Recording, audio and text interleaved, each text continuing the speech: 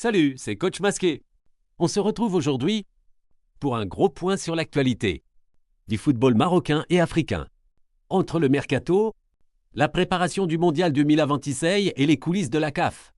Ça bouge énormément. Voici ce qu'il faut retenir. Lion de l'Atlas, la route vers le mondial 2026. La sélection nationale entre dans le vif du sujet. Le sélectionneur Mohamed Ouabi dévoilera sa liste définitive pour la Coupe du Monde le 29 mai prochain. Préparation. Stage à partir du 22 mai avec une liste élargie. Match amicaux. Le Maroc affrontera le Burundi, puis s'envolera pour les USA pour défier Madagascar, du Junior à Rabat, avant le départ. Et enfin, la Norvège. Le groupe. Pour rappel, le Maroc sera dans le groupe C avec le Brésil, l'Écosse et Haïti. Mercato. Oussama Targalline affole la Ligue 1. Le milieu franco-marocain de Feyenoord est la nouvelle cible prioritaire en France.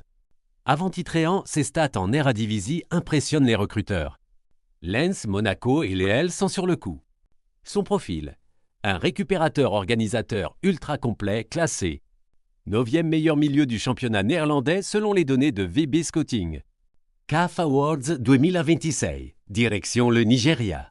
Après 4 années de domination marocaine pour l'organisation de la cérémonie, les CAF Awards 2026 devraient se tenir à Abuja, au Nigeria, en décembre prochain.